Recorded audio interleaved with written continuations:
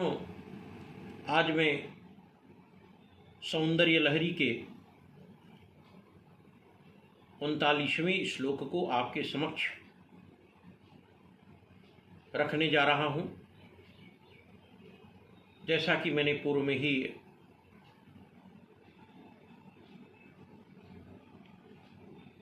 आप सभी से यह निवेदन कर लिया था कि भगवान शंकर ने इन श्लोकों में चक्रों का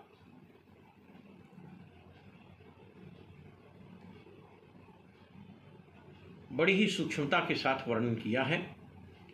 आज मैं जिस श्लोक का वाचन करने जा रहा हूँ उस श्लोक में स्वाधिष्ठान चक्र जिसे नाभि स्थित कमल के रूप में योगी जन देखते हैं, उसका वर्णन हुआ है।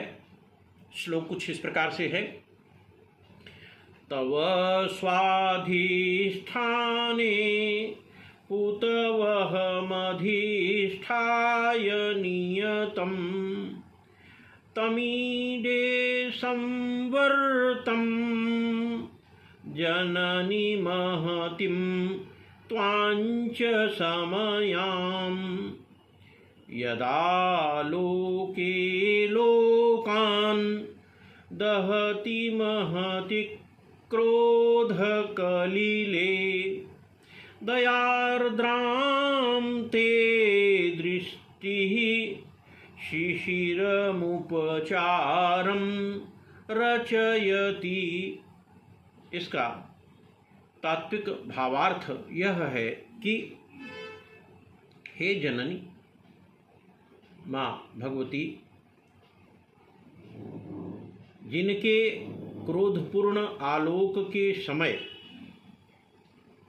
लोकों का दहन हो रहा हो, अर्थात जिस समय भगवान शिव क्रोध में होते हैं उस समय उनके तीसरे नेत्र की जो अग्नि ज्वाला है उससे 14 भुवन क्षण भर में क्षोभित होकर के नष्ट हो जाते हैं, जल करके नष्ट हो जाते हैं। ऐसी स्थिति में दयार्द्र आपकी जो दृष्टि की शीतलता है माँ भगवती, इस प्रकार की परिस्थिति में आपकी दयार्द्र दया से आपूरित परिपूरित दृष्टि की जो शीतलता है वही इस जगत का 14 भुवनों का उपचार करती है।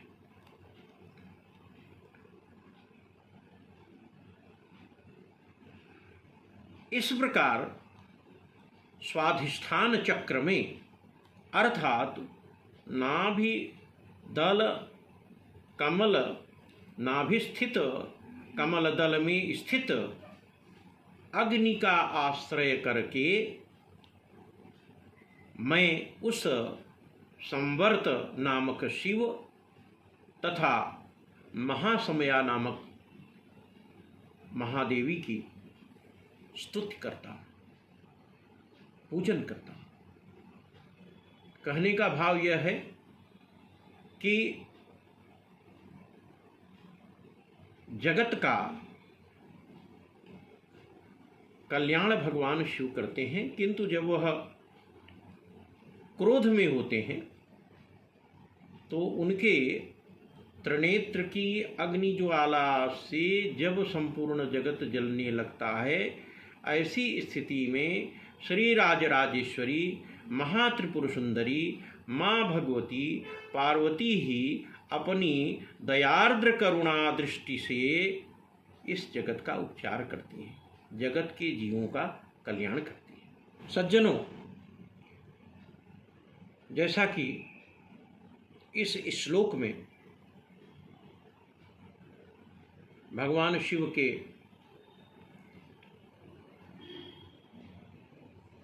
क्रुद्ध रूप का विवेचन और माँ भगवती के दयार्द्र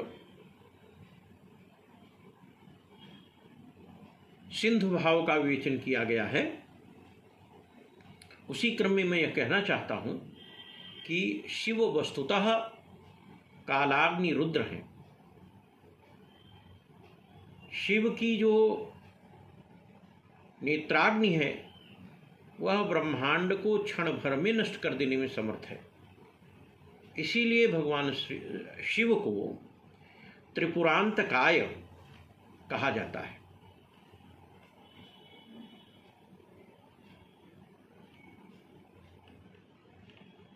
वे प्रकाश अथवा तो परम प्रकाश, सर्वोच्च प्रकाश हैं और शिव तत्व केवल शक्ति के ही माध्यम से प्राप्त हो सकता है और कोई दूसरा मार्ग नहीं है। नान्यः पंथा विद्यते अयनाय, इसके अतिरिक्त कोई दूसरा मार्ग नहीं है। माँ भगवती राजराजेश्वरी पार्वती की कृपा कटाक्ष का अवलंब लेकर के ही आप शिव तत्व को प्राप्त कर सकते हैं। अब आप ऐसे समझ लें कि जब एक सूर्य जो आकाश गंगा का एक उपग्रह है वह संपूर्ण ब्रह्मांड को आलोकित करने में समर्थ होता है और इतना गर्म होता है, तो भगवान शिव के प्रभापुंज होने, प्रकाश पुंज होने और क्रुद्ध होने पर गर्म होने की क्या स्थिति होगी उसको विवेचित करने की आवश्यकता ही नहीं है। वह वर्णनातीत है। वस्तुतः इस 39वें श्लोक में जगत गुरु शंकराचार्य जी ने शिव और शक्ति को युगल रूप में स्वाधिष्ठान चक्र में स्थित होना बताया है। यह जो है, ये जो स्वाधिष्ठान चक्र है वस्तुतः जल तत्व का प्रतिनिधित्व करता है।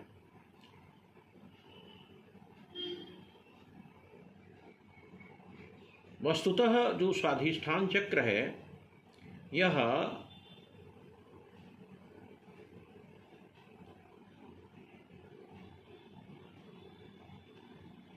एक प्रकार से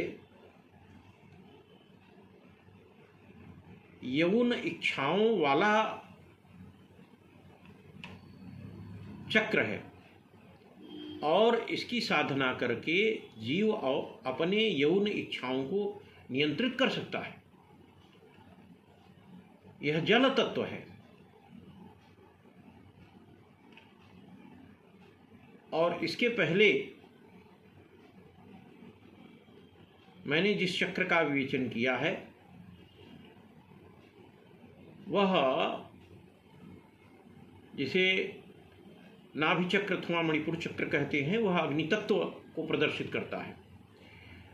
मणिपुर चक्र जिसकी चर्चा अभी अगले श्लोक में मैं करूंगा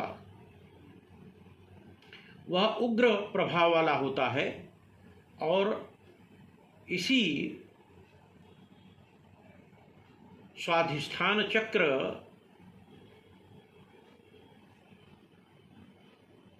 में महसूस किया जा सकता है, किंतु स्वाधिष्ठान चक्र से ही उसे नियंत्रित किया जाता है। स्वाधिष्ठान चक्र जल तत्व है, जबकि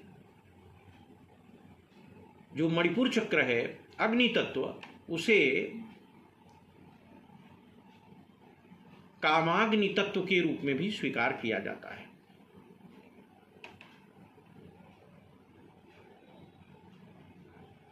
शंकराचार्य जी इस श्लोक में यह इंगित कर रहे हैं कि इस स्वाधिष्ठान चक्र में शिव शिवा पर ध्यानाकर्षण करते हुए, ध्यान केंद्रित करते हुए आप चिंतन की उच्चतम अवस्था पर पहुंच सकते हैं। जो सुपर कॉन्शसनेस है, चेतना की उच्चतम दशा है, उसको आप महसूस कर सकते हैं। और स्वामी रामकृष्ण परमहंस तथा उनके शिष्य विवेकानंद ने भी इसका अनुभव किया है, ऐसा ग्रंथों में विवेचित है। महर्षि स्वामी रामकृष्ण परमहंस ने तो कई बार काली को देखा और अपने शिष्य विवेकानंद को भी प्रत्यक्ष दर्शन कराया है मां काली का।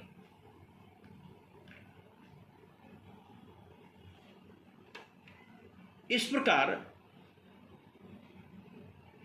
धर्मशास्त्र में जिन यौन इच्छाओं की सीमाओं को परिभाषित किया गया है, उन सीमाओं का उल्लंघन आध्यात्मिक प्रलय को बढ़ावा दे सकता है। उसको नियंत्रित करने के लिए स्वाधिष्ठान चक्र पर शिव और शिवा का ध्यान केंद्रित करना और चेतना की अवस्था में होना। चेतना की अवस्था में होने का तात्पर्य है जहाँ जीव को अपने अच्छे और बुरे का बोध हो जाता है, वह यह समझ जाता है कि हमारे लिए क्या उचित है अथवा क्या अनुचित है, उस स्थिति में पहुंच जाता है। अतः इस श्लोक में भगवान शंकर ने सूक्ष्मतम रूप से कुंडलिनी की पूजा, जिसे समय पूजा भी कहते हैं, में स्वाधिष्ठान चक्र को विवेचित करते हुए एक महत्वपूर्ण स्थान दिया है। धन्यवाद।